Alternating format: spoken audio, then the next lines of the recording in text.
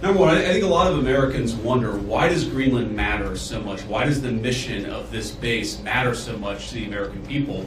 And I learned a lot about that today myself. Of course, you can read about it in a book, but I saw it up close and personal. And if, God forbid, to my fellow Americans, if a missile was fired from an enemy country or an enemy submarine into the United States, it is the people here before us who would give notice to our brave men and women further south in the United States to let people know what was coming and, God willing, to try to shoot it down and prepare for it. That's one of the things that we do at installations like this.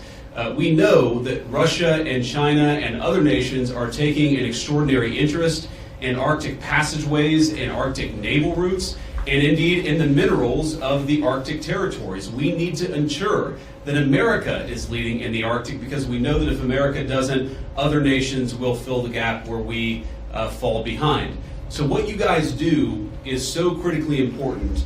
I think a lot of Americans, certainly I, didn't realize it fully until President Trump started talking about the importance of our Arctic mission, about building upon it, and ensuring that America can lead in the Arctic for the next generation. And now I want to talk about, of course, the interaction and what Denmark, I think, has done, and sometimes in partnership with us, but let's be honest, what Denmark over the last 20 years has failed to do in some cases, because we know that unfortunately this place, this base, the surrounding area is less secure than it was 30, 40 years ago, because some of our allies haven't kept up.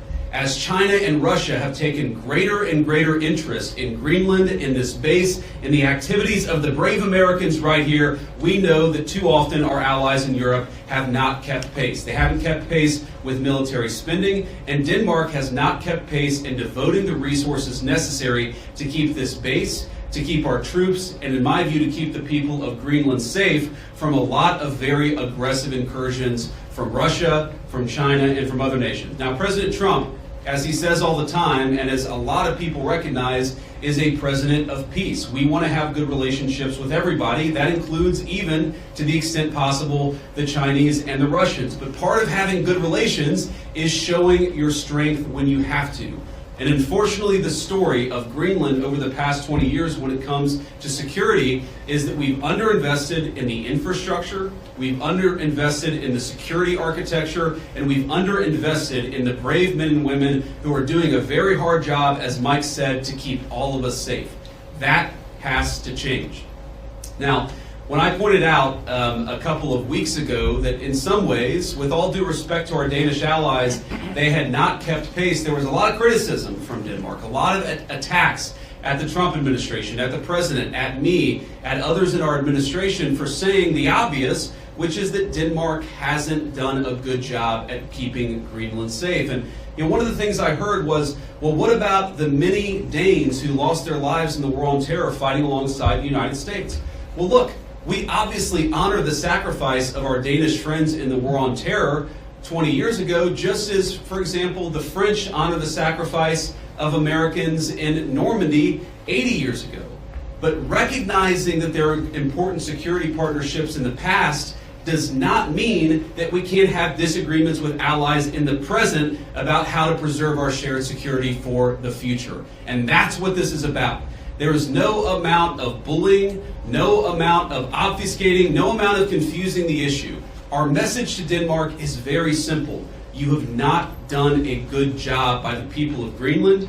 You have underinvested in the people of Greenland, and you have underinvested in the security architecture of this incredible, beautiful landmass filled with incredible people.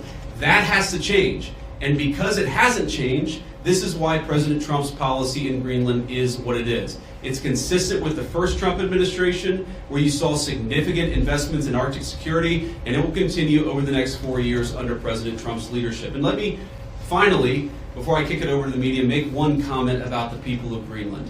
The colonel here, the base commander, who came here first as a second lieutenant, and I guess, Colonel, this is your second duty station here, and we're proud of you and proud of all of you guys who are serving and helping keep us safe.